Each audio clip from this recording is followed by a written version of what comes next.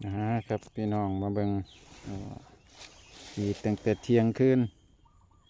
ตอนนี้เที่ยงสิครึ่งแล้วยังหยดอยู่บ้างเนี่ยนี่คือสิเขาแต่เดี๋ยวมาคนกดเต็มมีดเดียวเกือบเต็มถ้วย 1.5นี่ไงยังหยดอยู่มาหยอดกดพี่น้องครับมาหยอดกดเบิ่งว่าคนหยอดกดไปแล้วยังหยดอยู่ใบก็สิบเรือล่ะเนี่ยใบตัวเขียวก็มีตัวล้นเบิดแล้วก็มีปงไม้ยอดยอดแตกไม้ก็นี่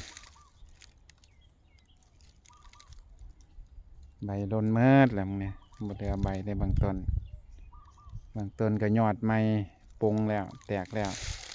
เดือนนี้เดือนยังเนี่ยกุมภา14 กุมภาวันวาเลนไทน์เอาครับมันยังยดเดียวนิดเดียว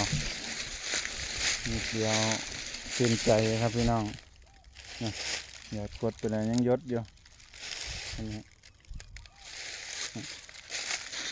หยดกดไปแล้ว14 กุมภาวันวาเลนไทน์นี่ครับพี่น้องยังยดอยู่คือเก่าสิเที่ยงแล้วยังหยดอยู่อันนั้นถ้วยไม้ห้องแล้วเพราะว่ามันยังหยดอยู่ต้นทุนมันล้นต้นทุนก็สิล้นแล้วเดี๋ยวทายให้เบิ่งไม้ครับพี่น้องฟังแถวต้นแถวว่ามันสิหยดได้ใจมันเลยได้ปุ๋ยดีครับปุ๋ยดีลองใส่เบิ่ง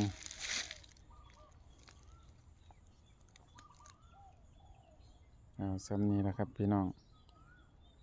แล้วเสียวคลิปให้มันครบนะ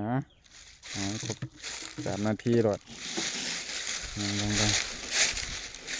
โอ้ยต้นน้อยเท่านี้โบกไปหลายเท่าใดนะเนี่ยอันนี้ยังไม่ได้หยอดกดเนี่ยยังหยดอยู่พี่น้องกรีดเที่ยงคืนตอนนี้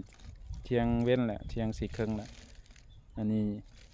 เลยครึ่งถ้วยมาหน่อยนึงครับยังเขียนหายังบ่เต็มอยู่อันนี้ต้นน้อยนี่ก็ต้นใหญ่ขึ้นมาหน่อยต้นนี้ก็สิเต็มอยู่ยังหยดอยู่ใส่สิเต็มละ1.5 ลิตรโอ้มีดเดียว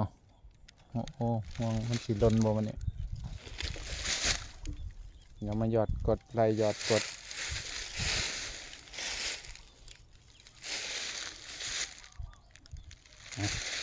ไล่หยอดกดได้คือเก่ามันครับพี่น้องครับ